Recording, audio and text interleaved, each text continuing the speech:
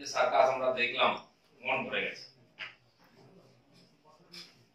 কেউ আসছে, কেউ যাচ্ছে, কেউ ঘুরে বেড়াচ্ছে, বাজার চলছে।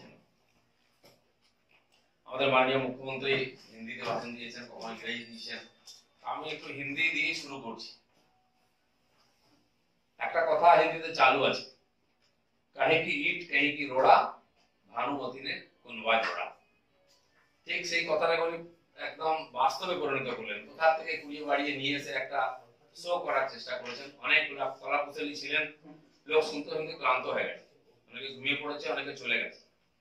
আমি বারাসাত থেকে আসছিলাম 12টার সময়, 12:30 1টার সময় দেখি তখন গাড়ি দুটো দিকে ফেরত যাচ্ছে। তখন এয়ারপোর্টের কাছে রাস্তার ধারে বসে লোকে পাটা পেটে খাচ্ছে। এই ধরনের সার্কাস দেখার সুযোগ আমাদের কোনোটা হয় না। মাঠ আগেই অর্ধেকের কাছাকাছি ছেঁটে দেওয়া হয়েছিল, সামনে নিয়ে এসে মঞ্চ করা হয়েছিল। তারপরে মাঠের পেছন দিকটা পুরো খালি ছিল। 28 লাখ 30 লাখের কথা বলছেন, আমার তো মানে 2-2.5 লাখের বেশি সংখ্যা মাঠে ছিল না। হ্যাঁ, 1-1.5 লাখ লোক কলকাতা ঘুরতে এসেছিল। ইকো পার্ক থেকে চিড়িয়াখানা কোথাও বাকি ছিল না, ঝান্ডা লাগানো গাড়ি সব জায়গায় আমরা দেখেছি। এই ধরনের সার্কাস কখনো কোনো সুযোগ হয়। অনেক নেতারা যারা বাইরে থেকে এসেছেন তারা বলছিলেন যে সারা দেশে গণতন্ত্র নাই। কোথায় গণতন্ত্র খুঁজতে এসেছেন যেখানে 34% সিটে নমিনেশন করতে দেওয়া হয় না পঞ্চায়েত ইলেকশন, এখানে 42% গ্রামের লোক ভোট দিতে পারে না, যে রাজ্যে বিরোধী দলকে কোনো সভা করতে দেওয়া হয় না। আর গত 7 মাসে পঞ্চায়েতে এখন পর্যন্ত 90 জনের বেশি মানুষ খুন হয়েছে। এখানকার মানুষের জীবন তো কুকুরের চেয়েও কম হয়ে গেছে। কুকুর মরলে কেস হয়, মিছিল হয়। 90 জন মানুষ মারা গেল রাজনৈতিক সংঘর্ষে, তার জন্য কেউ কোনো প্রতিবাদ করলো না। বুদ্ধিজীবী শ্রমজীবী কেউ রাস্তায় নামলো না।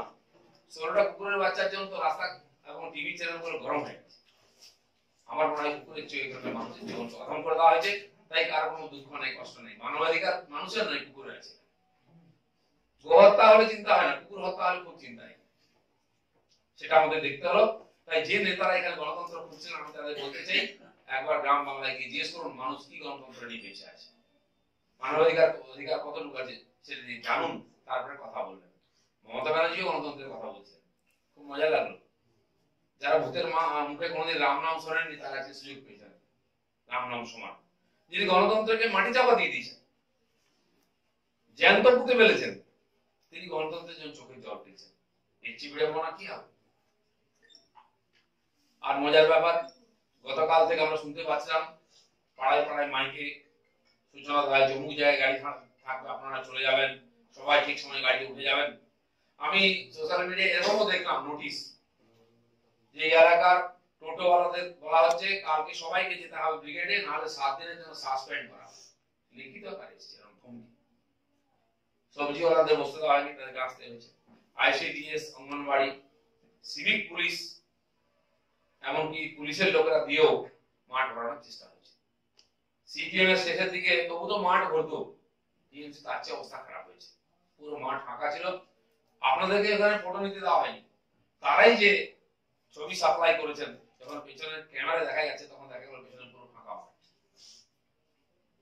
আমাদের পার্থবাবুর মাথা যেমন ফাঁকা থাকে অনেকটাই, সেরকমই প্রায় টিএমসি মাঠের পেছন দিকটা ফাঁকা ছিল। আমাদের দিদিমণি একটা কথা বলেছেন, 2019-এ নাকি মোদিজি এক্সপায়ারি হয়ে যাবে। দিদি, মোদিজি কোনো অ্যালোপ্যাথিক ওষুধ নয় যে একটা এক্সপায়ারি ডেট থাকবে, এটা ন্যাচারোপ্যাথি। ঠাকুমা যেদিন থেকে বলেছে সেদিন থেকেই চলছে, আগামী দিনেও চলবে। এক্সপায়ারি ডেট হয় না। সিপিএম হয়েছে, কংগ্রেসের হয়েছে, টিএমসি হয়েছে, বিজেপি বা মোদিজির কোনো এক্সপায়ারি ডেট নাই। অতএব উনি যেন খুব বেশি আশা না করেন প্রধানমন্ত্রী হওয়ার জন্য। আজকে একটু প্র্যাকটিস হলো, হিন্দি বলার চেষ্টা করেছে, ইংরেজি বলার চেষ্টা করেছেন। আমি জানি না বাংলা লোকের কথা বলতে চাইছে, হয়তো উনি তামিল ভাষী, তেলুগু ভাষী, কন্নড় ভাষীদের খুশি করার জন্য বলেছেন, কিন্তু বাংলা লোকেরা হতাশ হয়েছেন, তারা হিন্দি আর ইংলিশ শুনে। আমার মনে হয় এই পরীক্ষাটা উনি ফেল করে গেছেন। প্রধানমন্ত্রী হলে এটা ঠিকই হিন্দি ইংলিশ শিখতে হয়, কিন্তু যা দুর্দশা তার হিন্দি, এটা দেখে আমাদের মোটেই মনোবল বাড়ে, চিন্তার বিষয় আছে। আজকে কয়েকজন নেতার ভাষণ আমি শুনছিলাম, অনেক বড় বড় ডায়লগ দিচ্ছেন, কেউ কেউ আমাদের পার্টিতে এক সময় ছিলেন। তাদের ভাষণ শুনে আমার মনে হলো আজকে ফেয়ারওয়েল পার্টির ভাষণটা উনি দিয়ে দিলেন, আমাদের রাজনীতিতে ওনার এটা শেষ ভাষণ হবে। সেই নেতারা যারা নিজের রাজ্যে ডায়াস পান না, মাইক পান না ভাষণ দেওয়ার জন্য, দিদিমণি তাদেরকে সুযোগ দিয়েছেন, সেই জন্য বারবার ধন্যবাদ দিচ্ছেন। নিজের রাজ্যে তার ভাষণ শুনতে কেউ আসে না। শরৎ যাদবের মতো লোক, সে কোন পার্টিতে আছে আমার তো জানা নেই, এখানকার লোক জানে কিনা জানি না, কোন পার্টির তরফ থেকে তিনি প্রতিনিধিত্ব করলেন। কর্ণাটক থেকে বাপ বেটা দুজনে এসেছেন, মুখ্যমন্ত্রী ভাষণ দিচ্ছেন, তিনি পরীক্ষায় থার্ড হলেন, তিনি এখন ফার্স্ট হলেন। একদম আপনাদের মতো সত্যি সত্যি এক্সপায়ারি ওষুধ, তার নাম এখানকার লোক তো জানেই না। তিনি কবে মুখ্যমন্ত্রী আর কতবার পার্টি পাল্টেছেন, এটা একটা ইতিহাস। এই সমস্ত লোক যাদের সবাইকে লোক রিজেক্ট করেছে, তারা এখানে প্রজেক্টেড হওয়ার চেষ্টা করেছেন। আর এখানে যাদেরকে প্রজেক্ট করার চেষ্টা হয়েছে, সেই যুবরাজকে আমরা কিন্তু দেখতে পেলাম না, ভাষণও শুনতে পেলাম না, খুব হতাশ হচ্ছে। সত্যি সত্যি সার্কাসটা খুব জমেছে। আর এই ব্যাপারে যদি আপনাদের কিছু জানা থাকে জিজ্ঞেস করুন, বলার চেষ্টা করুন। উনি একটা কথা বলেছেন যে সিবিআই আরবিআই ধ্বংস করা হয়েছে এই ক বছরে, ইকোনমি ধ্বংস করা হয়েছে, ডেমোক্রেসি ধ্বংস করা হয়েছে।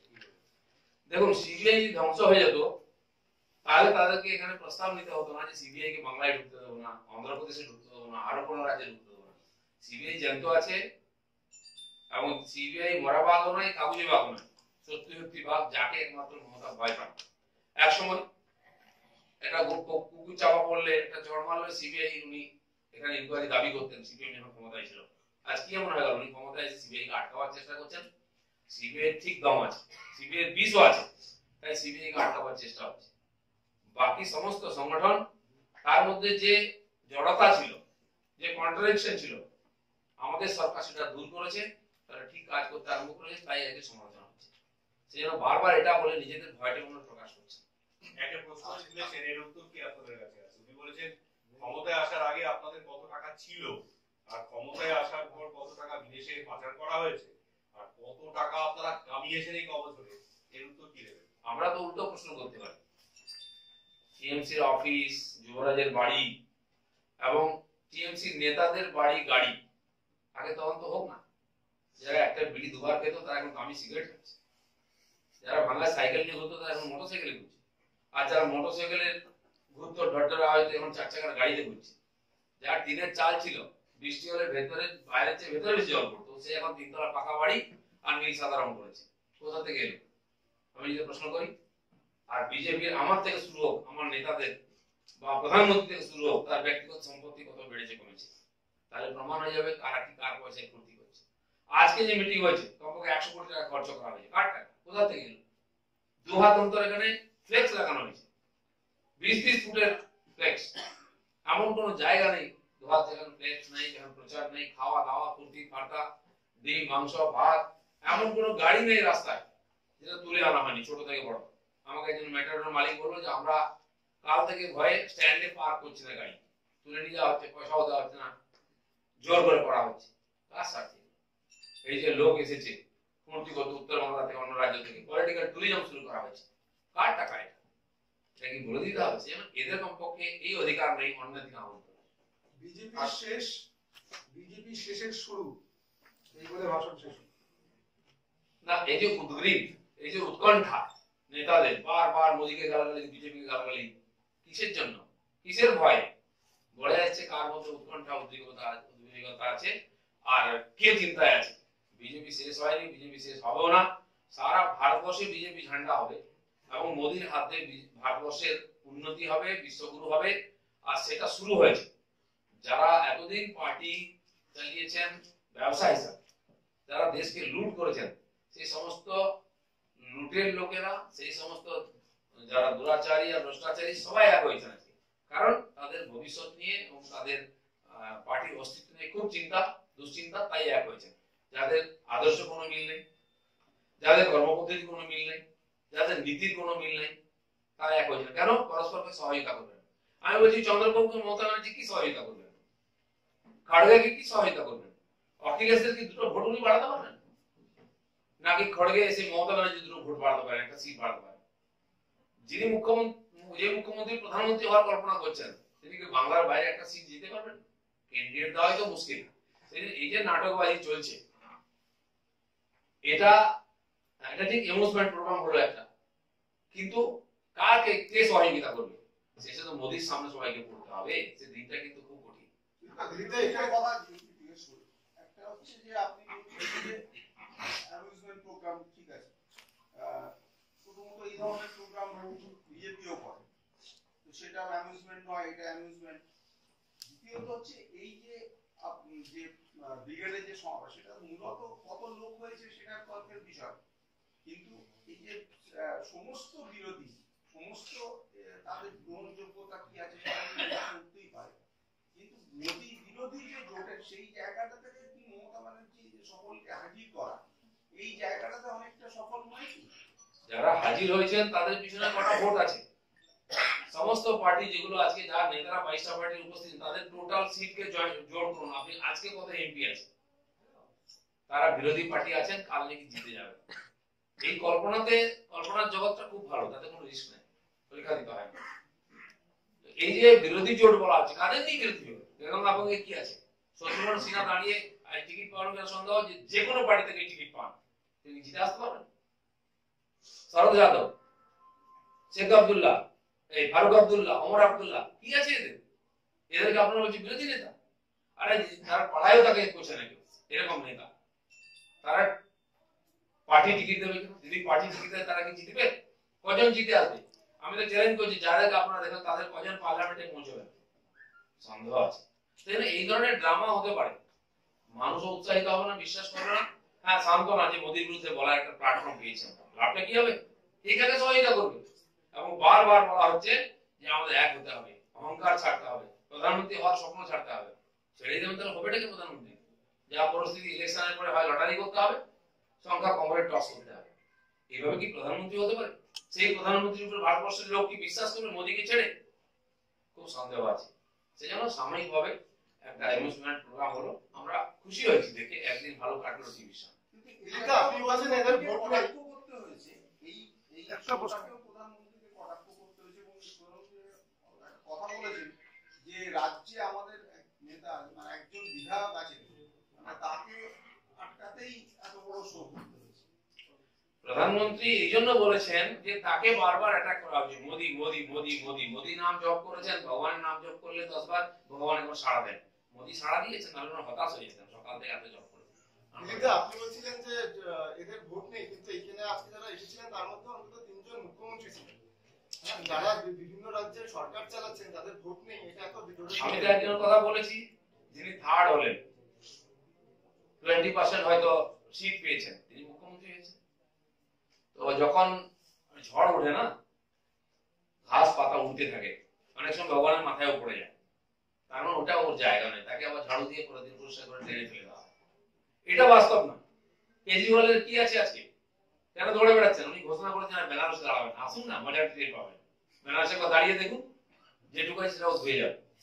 তো আজকে উদার হচ্ছেন কেন? এর কারণ এটাই হতাশা। কেজরিওয়ালের কথা, কেজরিওয়াল আজকে বলেছেন 70 বছর ধরে পাকিস্তান যে কাজ করতে পারেনি, 5 বছরে মোদী সরকার সেই কাজ করে দিয়েছে, ভারতের মধ্যে বিভাজন তৈরি করে দিয়েছে। মমতা ব্যানার্জিও সেটাকে সমর্থন করেছেন, আপনি এর উপর কি বলবেন? বিভাজন কে করেছে? আমরা তো এক দেশ আর লড়াই করছি,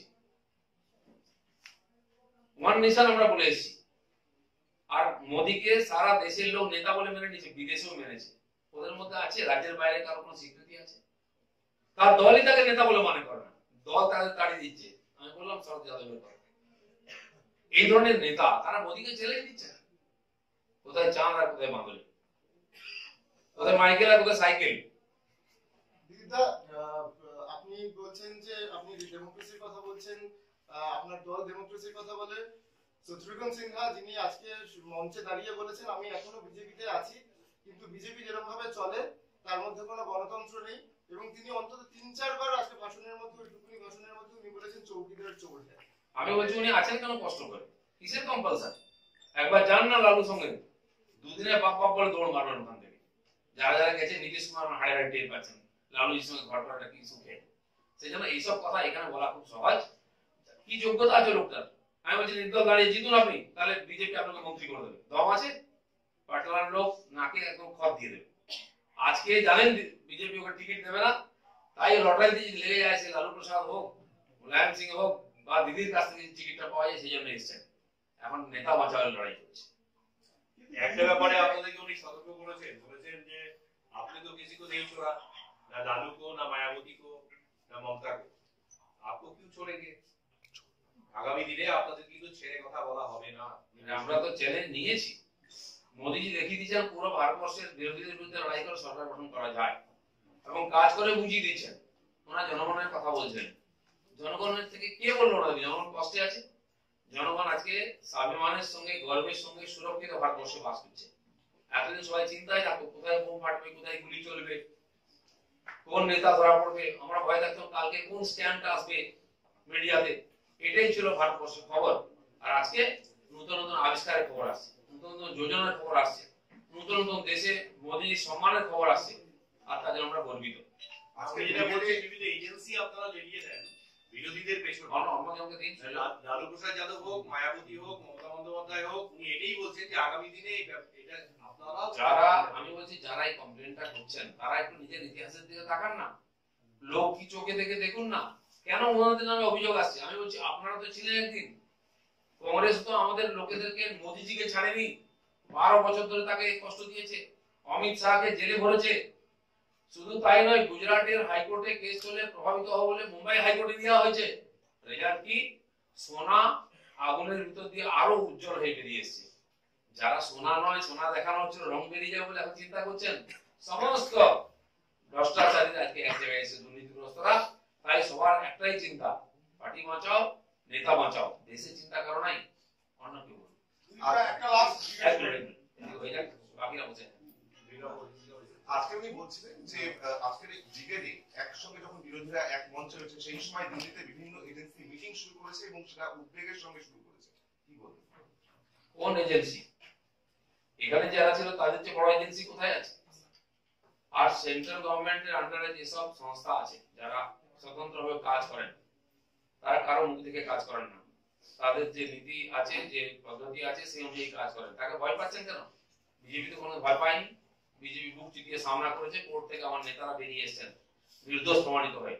যদি সত্যি সত্যি তারা অন্যায় না করে থাকেন, আসুন সিবিআই সামনে, আসুন কোর্টের সামনে, আইনের সামনে। আইনে যদি আপনি অন্যায় না করে থাকেন, আপনি নির্দোষ হয়ে বেরিয়ে আসবেন, সে দম নাই। কারণ ভয় আছে, তোমরা দড়ি পড়বে, জেলে জীবনটা কাটাতে হবে, যে পয়সা কমিশন খেতে পারবেন না। তাই বারবার সেই ভয় থেকে এই ধরনের অভিযোগ বেরিয়ে আসছে মোদিজিকে গালাগালি দেওয়া হচ্ছে।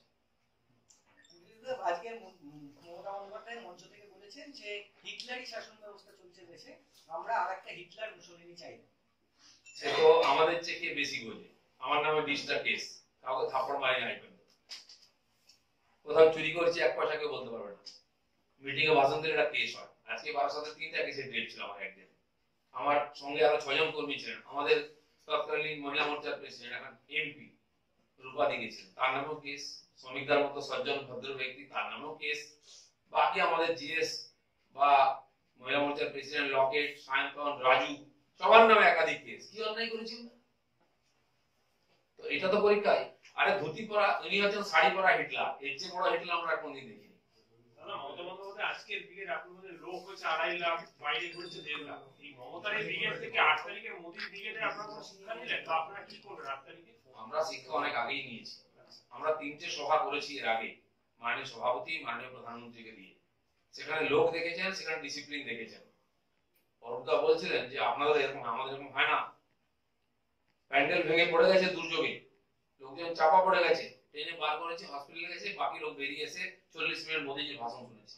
পৃথিবীর ইতিহাসে কোথাও হয়নি এরকম ডিসিপ্লিন, এরকম একটা এদিক ওদিক আওয়াজ হলো না। আমি ডায়াসে বসেছিলাম, আমি দেখলাম আমার সঙ্গে সামনে ভারত মাতা কি জয় স্লোগান হলো, ভাষণ শুরু হলো শেষ পর্যন্ত। যে চোট লেগেছে সে হসপিটালে যাচ্ছে না, না আমি মোদিজির ভাষণ শুনবো। এটা বিজেপি।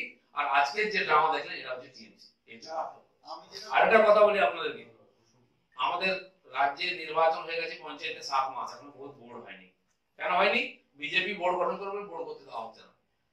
মুখ্যমন্ত্রী কেসিআরিতে বলে আসছেন আমাদের সমিতির মেম্বারদেরকে যে আপনারা টিএমসি সঙ্গে আসুন, তাহলে সব উন্নয়ন করে দেবো, কাজ করে দেবো। যদি না আসেন জেলা পরিষদ দিয়ে কাজ দেবো, আমাদের করতে দেবো না, আমরা বিজেপি বোর্ড হয়ে, আমাদের মেজরিটি আছে। তিনি পারলেন না ভাঙাতে, তার ভাই শুভেন্দু বাবুকে পাঠিয়েছেন পঞ্চায়েত ভাঙাতে। একটা দুটো পঞ্চায়েত মেম্বার নিয়ে এসে বলছে বিজেপিকে ভেঙে দিলাম, আর আমরা 2টো সিটিং এমপি কে নিয়ে এসেছি। এই হচ্ছে টিএমসি আর বিজেপির মধ্যে স্ট্যান্ডার্ড পার্থক্য। দিলীপ দা, ইউনাইটেড ইন্ডিয়া কি আদৌ সম্ভব? ইউনাইটেড ইন্ডিয়া আছে, ইউনাইটেড ইন্ডিয়া থাকবে। এক দেশ, এক আইন, এক সংবিধান, এক পতাকা, এক প্রধানমন্ত্রী নরেন্দ্র মোদী। যদি আগামী লোকসভা নির্বাচনে ইউনাইটেড ইন্ডিয়া আসে তাহলে প্রধানমন্ত্রী কে হবে? ইউনাইটেড ইন্ডিয়া যায় নাকি? ইন্ডিয়ার মধ্যে আপনি কি বলছেন? আর ইউনাইটেড ইন্ডিয়া তো আছে, এক সংবিধান, এক আইন আছে। দিলীপদা, আপনারা যে প্রশ্নটা করেন যে আপনারা তো একজোট হচ্ছেন বিরোধীদের উদ্দেশ্যে, আপনাদের নেতাকে, আপনাদের প্রধানমন্ত্রীর মুখকে, উনি বলছেন যে এত নেতা বসে আছেন, তারপরে আপনারা বলছেন নেতাকে, এত নেতা। কিন্তু বিজেপিতে তো সেই গণতন্ত্র নেই। বিজেপিতে একজনই প্রধানমন্ত্রীর মুখ, একজনই সভাপতির মুখ। এমনকি উনি নাম ধরে বলেছেন আপনার দলের ভেতরেও যারা মোদী বা অমিত শাহদের সঙ্গে এতে দমির লোক নয়, শিবিরের লোক নয়, সুষমা স্বরাজ, রাজনাথ সিং, নীতিন গডকরি, এদের নাম উল্লেখ করে উনি বলেছেন আজকে দলের মধ্যে এদের অবস্থা আজকে কোথায়। শুনুন, এটা আমরা খুব গর্বিত যে আমাদের পার্টির এত প্রধানমন্ত্রী আছে, এটা বিরোধীরা বলছেন। আর বিরোধীদের মধ্যে একটা প্রধানমন্ত্রী খুঁজে পাওয়া যাচ্ছে না। এটাই তো পার্থক্য বাকিদের সঙ্গে। ডজন প্রধানমন্ত্রী দিতে পারি, কয়েক ডজন মুখ্যমন্ত্রী দিতে পারি আমরা, আর দিয়েছি 22 রাজ্যে মুখ্যমন্ত্রী করেছি। ওনারা তো একটার পর দুই নাই। হ্যাঁ, এটা ঠিক যে জানা আছে মুখ্যমন্ত্রী কে হবে, পরের লিস্টে একজনের নাম থাকে, হয় অভিষেক ব্যানার্জি, না হলে রাহুল গান্ধী, বা কি যাদব, তেজস্বী, আর না হলে উত্তরপ্রদেশের অখিলেশ। দ্বিতীয় নাম পাবেন না। সেটা ওই পরিবার থেকে হবে, ওই বাড়ি থেকে হয়, কালীঘাটে জুবলি থেকে হবে, না হলে ওই অশোক রোড থেকে হবে, এর ওখান থেকে, তার বাইরে হবে না। আর বিজেপির চাওয়ালাও প্রাইম মিনিস্টার হতে পারে, চাষার ছেলে এখানে প্রধান, এখানে এই রাজ্যের সভাপতি হতে পারে। এটাই বিজেপি আর পার্টির মধ্যে। दिलीप दा, गणतंत्र बचाओ यात्रा ये नहीं हो पाया। अब हमने देखा कि किस तरह से आप प्रधानमंत्री जी और अमित शाह जी का जो पब्लिक मीटिंग वो आप पोस्टपोन किए, वो कब होगा, वो आप बार-बार जो है टाइम जो है और वेन्यू ये करना पड़ रहा है, रिशेड्यूल करना पड़ रहा है। और आज हमने देखा कि ऑपोजिशन का यूनाइटेड एक बड़ा इवेंट, तो कहीं ना कहीं भाजपा के जो समर्थक है उनके मनोबल में कहीं ना कहीं क्या चोट पहुंचा है? क्या आप कॉन्फिडेंट है? क्या आपका समर्थक? देखिए 10 लोग डायस में खड़ा होकर हाथ ऊंचा करने से यूनाइटेड नहीं होता है। यदि वो के समय भी हमने ये नाटक देखा है, ये फोटो निकला था, लेकिन उसका परिणाम क्या है? सीपीएम कहाँ है, बाकी जोड़ कहाँ है? हरकिशन सिंह सुरजीत जिंदगी बिता दी इसी के पीछे दौड़ के नेता बनने के लिए। आज उनका नामो निशान फोटो भी नहीं दिखता है, ना तो कोई थर्ड फ्रंट, फोर्थ फ्रंट है, ना कोई और कुछ है। इसीलिए जिनको लेकर आप लड़ाई लड़ने जा रहे हैं, कोई 100 नंबर है, कोई 10 नंबर है, कोई लड़ाई नहीं होता है इससे। हम पूरा कॉन्फिडेंट है। और बंगाल में जो स्थिति से हम गुजर रहे हैं, यहाँ डेमोक्रेसी का नामो निशान नहीं है, हमको कोई कार्यक्रम करने अनुमति नहीं दिया जाता है। मेरे ऊपर जो केसेस है, मैक्सिमम केस इसीलिए है कि पुलिस परमिशन नहीं दिया था, मैंने सभा में भाषण दिया, एक केस है। ये मेरा लोकतांत्रिक अधिकार है लोगों के सामने विषय रखने के, वो मैंने किया है। अगर गुनाह किया है तो मैं सजा भुगतने को तैयार हूँ। और इसीलिए हमारी कार्यक्रम बार-बार जो अदला बदली हो रही है, ये कोर्ट के आदेश के अनुसार। कोर्ट ने यात्रा में अनुमति नहीं दिया, हमने यात्रा नहीं किया, अभी भी पेंडिंग है। और सभा करने की अनुमति दी, इसलिए माननीय प्रधानमंत्री और माननीय अध्यक्ष जी ने जो समय दिया, उसी के आधार पर तिथि हमने निश्चित किया है। प्रधानमंत्री का डेट अभी पूरा नहीं हुआ है पक्का, हमने उनको सजेशन भेजा है, इसलिए तैयारी भी पूरी नहीं हुई है। माननीय अध्यक्ष जी का कार्यक्रम का तैयारी चल रही है। अखिलेश जी ने कहा है कि जैसे ही चुनाव नजदीक आ रहा है, आप तो महागठबंधन को मिमिक्री कर रहे हैं, लेकिन ये जो है कि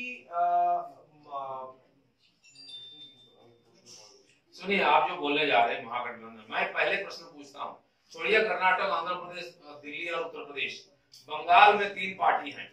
उन्होंने पहले बता दे कौन कितना सीट लड़ेगा, किसका साथ को एडजस्टमेंट करेगा। उत्तर है किसी के पास? कुछ नहीं। सबसे दुर्भाग्य की बात है, माननीय सोमेन बाबू जो बड़े सड़े हुए और इज्जतदार एक पॉलिटिशियन है, बहुत पुराने अनुभवी है, उनकी जो आज ये जो दुर्दशा है, उनको तो निकम्मा बनाना चाहिए।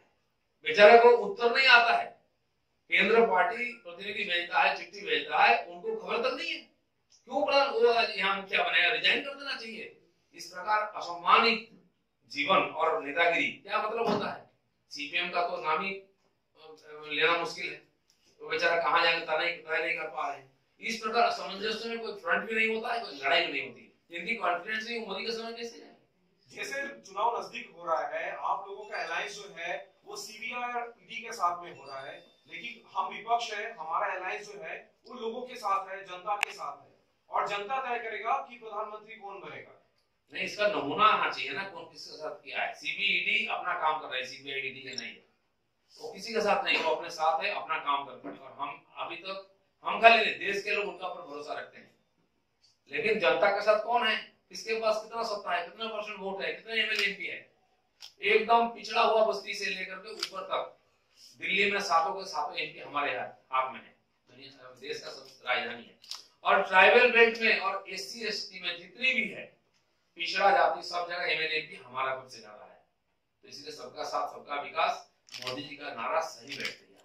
तो আপনি বললেন ভিজুয়াল সিটিং এমপি কে আপনারা নিয়ে এসেছেন, সামনে আপনাদের দিকে নতুন কোনো চমক থাকবে সেখানে? চমক তো চমক ही है ना, आगे से बोले तो चमक ही है, देखते ही पाओ।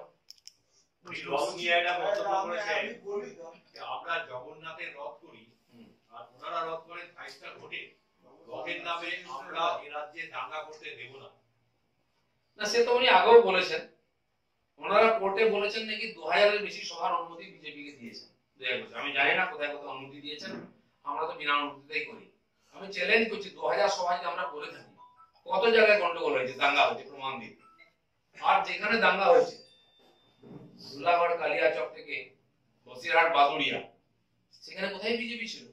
বিজেপি কি ধরা পড়েছে? কারণ আমি কেস হয়েছে কি ধরা পড়েছে ওদের পার্টির লোক, ওরাই বাড়িতে গুন্ডা বদমাশ নিয়ে এসে দাঙ্গা করেছে। কেন পশ্চিমবঙ্গে দাঙ্গা হয়, ভারতবর্ষে কোথাও হয় না? তো এইসব কথা বলার আগে পেছনে তাকুন, লোকের কাছে নিজেকে হাস্যাস্পদ করবেন না। আপনাদের এই প্রধানমন্ত্রী আর অমিত শাহের আশা নিয়েও একটা কটাক্ষ আছে। মুখ্যমন্ত্রী বলেছেন যে ওরা প্রায় শুনছি ওদের প্রধানমন্ত্রী আসবেন, নরেন্দ্র অমিত শাহ আসবেন, ওদের হেলিকপ্টার আছে, অনেক টাকা পয়সা আছে, ওরাওই করুক, ওদের সঙ্গে মানুষ নেই। মানুষ আছে কিনা সে তো আমরা পুরুলিয়ায় দেখেছি, মেদিনীপুরে দেখেছি, কলকাতাতেও দেখেছি। আমি চ্যালেঞ্জ করছি মুখ্যমন্ত্রীকে, আপনি পুরুলিয়ায় গিয়ে 10,000 লোকের একটা সভা করুন। ওনারা জানেন ওনাদের সঙ্গে লোক নেই, না উত্তর বাংলায় না জঙ্গলমহলে। খালি কলকাতাতে এই যে একবার জুলাই হওয়া এই করেছেন, 2 মাস ধরে ওনার মন্ত্রীদের হাঁটিয়ে ঘামিয়ে দিয়েছেন ব্রিগেড সফল করার জন্য। ব্রিগেডে কত লোক হয়েছে সবাই দেখেছেন, ফাঁকা মাঠ ছিল, লোক ফুর্তি করতে এসে খাওয়া দাওয়া করে ইকো পার্কে গাড়ি লেগে আছে লাইন দিয়ে। এই হচ্ছে টিএমসি সভা।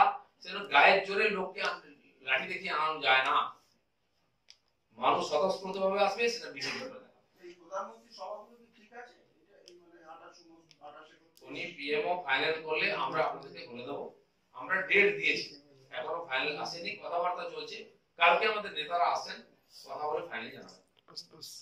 মাননীয় সভাপতির 5টা সভা ডেট হয়ে গেছে, 22, 23, 24। উনি আজকে একটা কথা বলেছেন, সেটা হচ্ছে এখন থেকে বিজেপি যেখানে যেখানে সভা করবে সেখানে সেখানে আপনারা সভা করুন, দুনিয়া দিতে বলেছেন। সেটা আগে থেকেই করতেন। বিজেপি সমস্ত উৎসাহ রাজনৈতিক জবাব। শুনুন, আমরা যেখানে সভা করি সেখানে টিএমসি করে, এমন করে সব কমিটি নিয়েছে। প্রধানমন্ত্রী সভা হলো মেদিনীপুরে, তারপর সভা করেছিল, সেই দুর্দশা আপনারা দেখেন, হাড় পাঁজর বেরিয়ে গেছে, অর্ধেক মাঠ ভর্তি হয়নি। পুরুলিয়াতে তার চেয়ে অবস্থা খারাপ হয়েছে, আমরা 3টে প্যান্ডেল করেছি, ওনারা একটা করেছেন। আর আমি যেখানে ভাষণ দিতে যাই 3 জন মন্ত্রী পাঠানোনি কাউন্টার করার জন্য। ওইজনটা বুঝতে পারছেন তো, অল ইন্ডিয়া পার্টি আর লোকাল পার্টির মধ্যে পার্থক্য কি? প্রধানমন্ত্রী ব্রিগেডে কত আপনাদের লক্ষ্য টার্গেট তো সেটা আপনারা গোনার দায়িত্ব দিচ্ছি আপনাদেরকে। 9 কোটি।